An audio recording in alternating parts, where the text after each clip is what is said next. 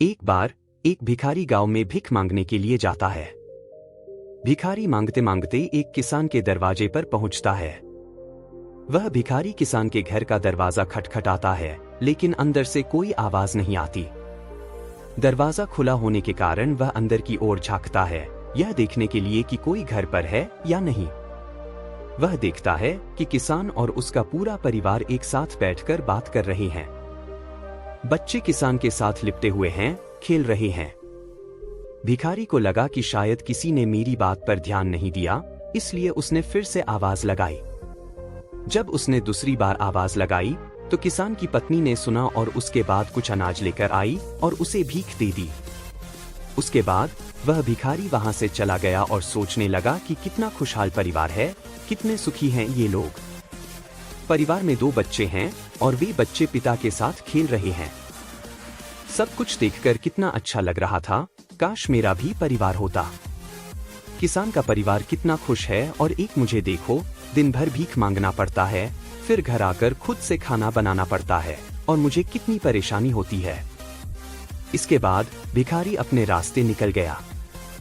किसान के परिवार ने खाना खाया और खाना खाने के बाद किसान अपनी पत्नी को बताने लगा कि घर खर्च के लिए पैसे नहीं हैं, बड़ी परेशानी है, साहूकार से 1000 रुपए उधार लेना पड़ेगा, पता नहीं वह देगा या नहीं।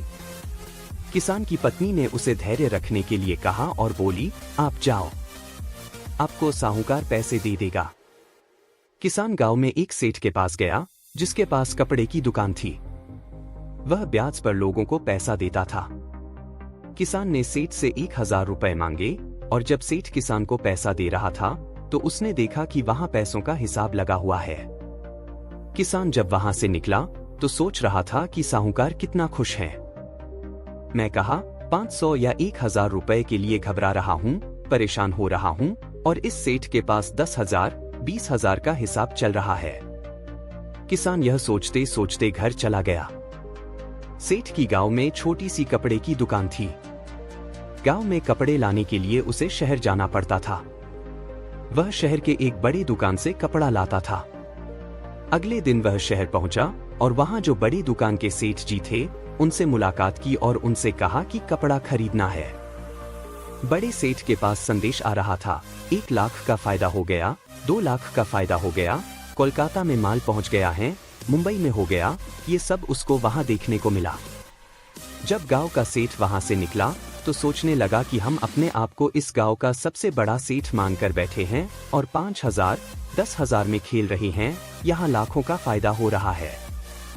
यह सोचते सोचते सेठ कपड़े लेकर अपने गांव के लिए रवाना हो गया। इसके बाद बड़े सेठ, शहर वाला सेठ के पास उनका नौकर आया और बोला, एक तार आया है मालिक, 5 लाख का घाटा हो गया है। सेठ जी का दिमाग ठनक गया। तभी दूसरा नौकर आया और बोला, आज आपको दावत में जाना है, अपने जो राय बहादुर साहब हैं उनके यहाँ दावत है, लाड साहब आने वाले हैं, आप तैयार हो जाइए, हमने मोटर गाड़ी लगा दी है। सेठ जी दुखी मन से तैयार हुए और गाड़ी में बैठ गए। कुछ देर के बाद सेठ जी राय बहादुर के घर पहुंच गए। वहां दावत सजी हुई थी, बड़े बड़े सेठ आए हुए थे। सेठ जी के लिए तो बैठने तक की जगह नहीं थी। जैसे तैसे इनको कुर्सी मिली। उसके बाद सेठ जी देखने लगे कि कमिश्नर आ रहा है, कलेक्टर आ रहा है, बड़े बड़े अधिकारी साहब आकर मिल रहे हैं। यह सब नजारा देखकर सेठ जी सोचने लगे कि कहाँ मैं अपने आप को सेठ मानकर बैठा हूँ और कितना खुश हो रहा हूँ। सबसे ज्यादा तो सुखी ये हैं, इनके पास बड़े बड़े अधिकारी आते, चाय पीते हैं, हाथ मिलाते हैं, जलवा तो इनका है। इसके बाद सेठ जी राय बहादुर से मिले और उन्हें गिफ्ट दिया, खाना खाए और अपने घर के लिए रवाना हो गए। राय बहादुर साहब के यहाँ दावत खत्म हो चुकी थी और इनका सर दर्द होने लगा, क्योंकि इन्हें दिन भर से चिंता थी कि दावत कैसी होगी। जाकर कमरे में लेट गए, नौकर आकर इनकी सेवा करने लगे। जब सर दर्द बढ़ गया तो डॉक्टर बुलाया गया। तभी राय बहादुर साहब के पास एक संदेश आया, जिससे मालूम चला कि व्यापार में घाटा हो गया है। अब उनका सर दर्द और भी बढ़ गया। राय बहादुर ने अपने नौकरों से कहा, क्या जिंदगी है, बड़े बड़े अधिकारी को चाय पिलानी पड़ती है, पार्टी रखनी पड़ती है। वो सब करते हैं, इसीलिए हमें भी दावत रखनी पड़ती है, वरना कौन इतना सर दर्द मोल ले। तभी उन्होंने देखा कि खिड़की से एक भिखारी जा रहा था, जो अपने हाथ में डंडा लेकर गाना गा रहा था। राय बहादुर ने नौकरों से कहा, देखो, जिंदगी में खुश तो ये हैं, सुखी तो ये हैं। इसको कोई चिंता नहीं है, ना घाटे की ना फायदे की। यह वही भिखारी था जो किसान को सुखी मानता था, खुश मानता था। यह कहानी हमें सिखाती है कि हर इंसान खुश तो है, लेकिन वह अपने से धनवान व्यक्ति को देखकर दुखी हो जाता है और उसे लगता है कि सिर्फ धनवान व्यक्ति ही खुश और सुखी है। लेकिन धनवान होने के अर्थ ये नहीं कि वह व्यक्ति सुखी भी है। अगर आप जीवन में खुश और सुखी रहना चाहते हैं तो अपने से धनवान की ओर ना देखें, क्योंकि हो सकता है जो जीवन आप जी रहे हो वैसा जीवन पाने के लिए भी कुछ लोग तरस रहे हो।